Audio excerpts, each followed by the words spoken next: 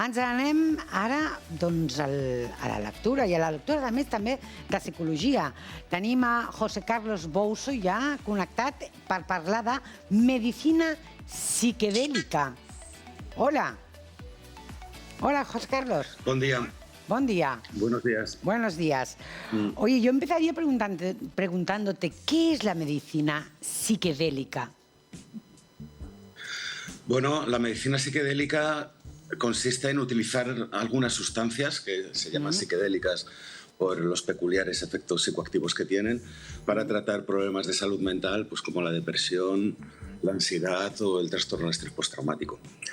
Hay una serie de sustancias que durante décadas han estado perseguidas, estigmatizadas y consideradas peligrosas, que por una serie de razones que si quieres podemos hablarlas ahora también, pues los psiquiatras las han ido recuperando para tratar problemas de salud mental. O sea, justo todo lo contrario de lo que pensaban que hacían estas sustancias, es para lo que se está utilizando ahora, e incluso hay quien las llama neuroplastógenos por la capacidad que tienen para producir neuroplasticidad cerebral.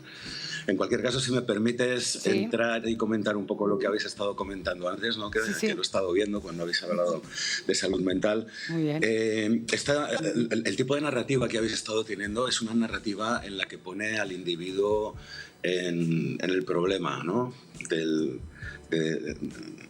O problematiza, ¿no? Hablar que hay tantas personas con problemas de salud mental, con depresión, con ansiedad, que hay que tener una serie de estrategias para evitar estos problemas de salud mental, una serie de estrategias de autocuidado. Todo esto está muy bien, pero también tenemos que tener en cuenta lo que dicen los epidemiólogos, ¿no? O lo que defendía el relator de Naciones Unidas para el derecho a alcanzar el nivel más alto posible de salud física y mental. Que hay una serie de obstáculos, ¿no? Hay una serie de determinantes políticos, sociales, económicos, ecológicos, culturales, que impiden que las personas alcancen este nivel óptimo de salud mental. Entonces, a lo mejor, en vez de hablar de prevalencias, en vez de hablar de cargas de morbilidad y de cargas de enfermedad, tendríamos que empezar a pensar en cargas de obstáculos que impiden a las personas alcanzar estos niveles máximos, ¿no? Bueno, claro, Sabemos, por ejemplo, que hemos hablado no, del por ejemplo, tema, ¿no? Las clases sociales. Pero no hemos, si analizamos el por qué hay tantas personas con la salud mental, pues con mucha ansiedad, con mucha depresión, si empiezas a rascar, obviamente, tanto laboratorios farmacéuticos como política, como televisión, les interesa llevarte a ese hoyo, a ese agujero negro. Eso está clarísimo. Bueno, lo que pasa es que, lo que estoy tratando eso sería un debate muy grande. Bueno, lo que estoy tratando de explicar es que precisamente si hablamos de las causas, está muy bien, ¿no? Hablar de lo que podemos hacer, ¿no? Y de las estrategias de autocuidado, pero no debemos olvidar esto, ¿no? Por ejemplo, las personas con ingresos medios y bajos tienen 3-4 veces más probabilidades de tener problemas de salud mental. En España el 50% de la población está en situación de clase social baja media, claro, el 25% está en el límite de la pobreza, un 50% vive en zonas con ruido, es decir, que José Carlos, hay determinantes sociales que dicen te entiendo perfectamente, pero esto por desgracia está en manos también de los políticos, de que puedan solucionar la salud pública y que no tengan las personas que esperarse a lo mejor 6, 7 meses o un año a que le atienda un psicólogo o un psiquiatra público.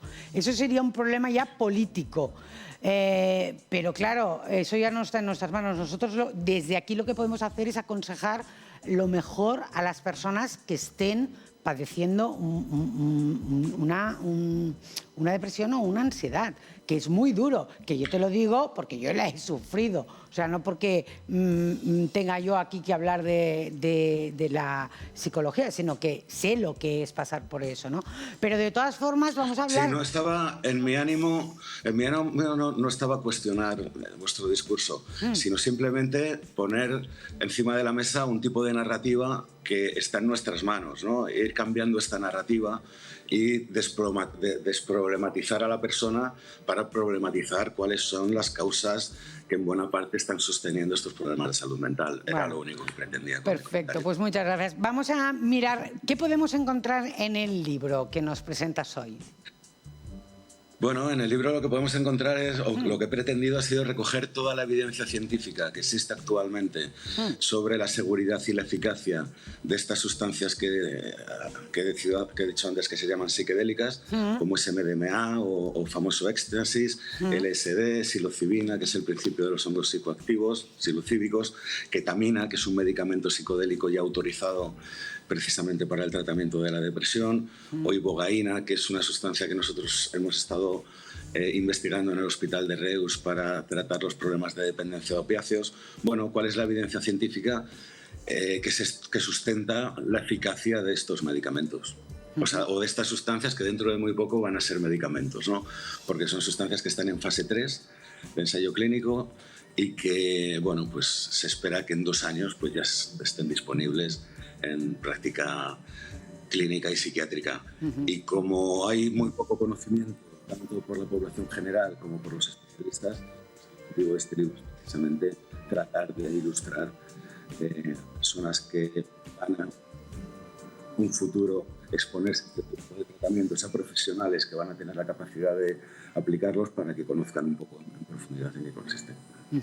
¿Y en qué casos se pueden llegar a necesitar este tipo de medicamento? Porque yo no estoy en contra del medicamento. Hay momentos en la vida que si lo estás pasando realmente mal, necesitas una ayuda, ¿no? Lo que pasa es que tampoco necesitas esa dependencia, ¿no?, al medicamento. Bueno, a diferencia de los psicofármacos clásicos, ¿no?, como los antidepresivos o las benzodiazepinas, que sí que producen dependencia y dependencia física, y además el síndrome de abstinencia que producen es bastante intenso, y además cuando se retiran este síndrome de abstinencia se confunde con la patología, depresión, ansiedad.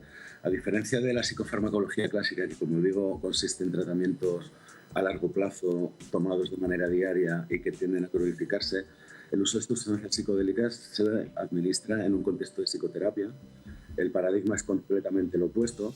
Consiste en que en un contexto de psicoterapia, entre 1 y 3 veces como mucho en este proceso de psicoterapia, se administra la sustancia para potenciar y facilitar el proceso terapéutico.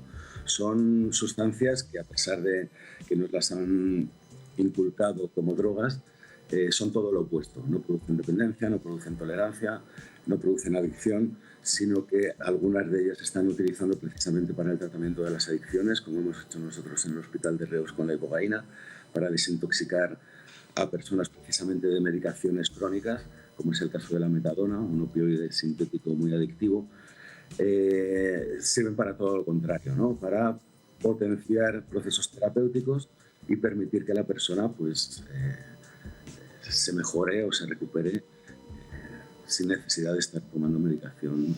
Claro, pero me imagino que son en casos muy extremos, será, porque ahora que si una persona lo está pasando mal con una leve depresión o una leve ansiedad, que no vaya a pensar que necesita ya ese tipo de fármaco.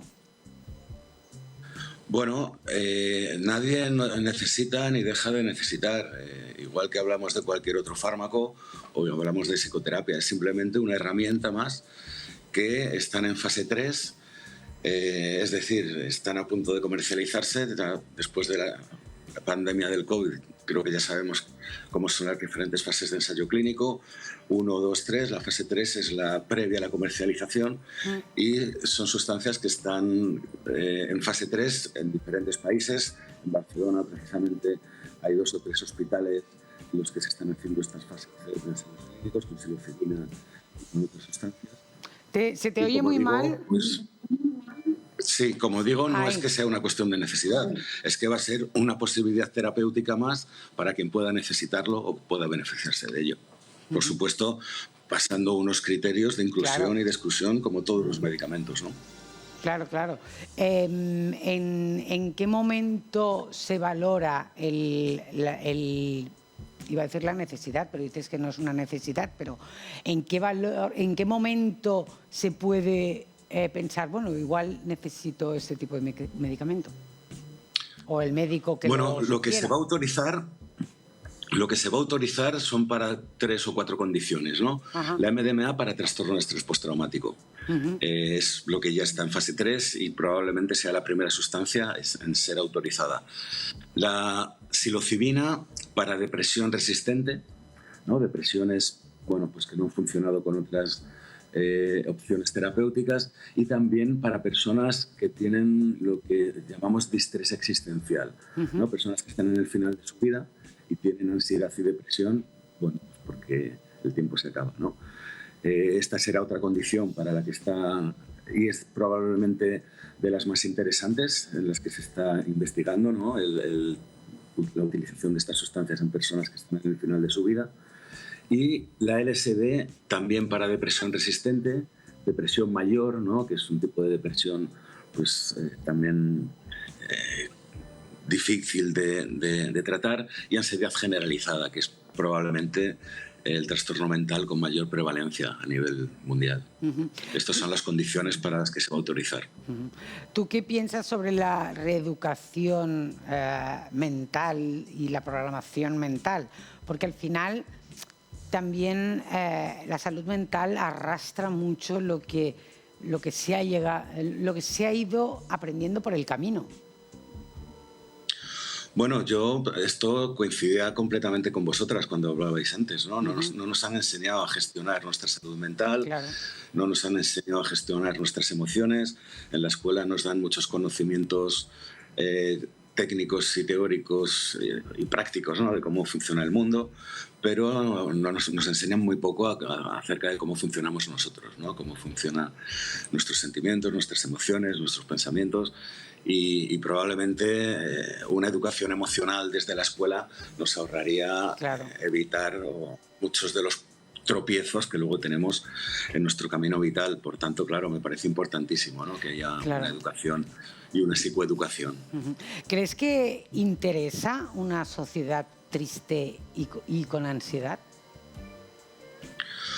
Bueno, es que yo creo que este es el producto del tipo de sociedad que vivimos, ¿no? Entonces, en una sociedad hipercapitalista, donde lo que prima es la producción, el extractivismo, el colonialismo, el sexismo, ¿no? Las discriminaciones, ¿no? Las guerras, que se nutren de la fabricación de armas, que es uno de los mayores negocios a nivel mundial. Entonces, en la medida en que el dinero basado en una industria desalmada es lo que está prevaleciendo, pues claro, los individuos les damos igual, ¿no?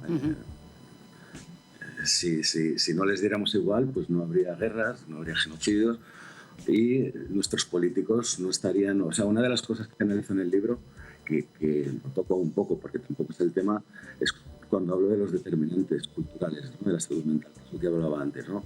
Pues un determinante importante son los determinantes políticos. Sabemos que, por ejemplo, cuando hubo el asalto al Capitolio, se multiplicaron las prevalencias de insomnio.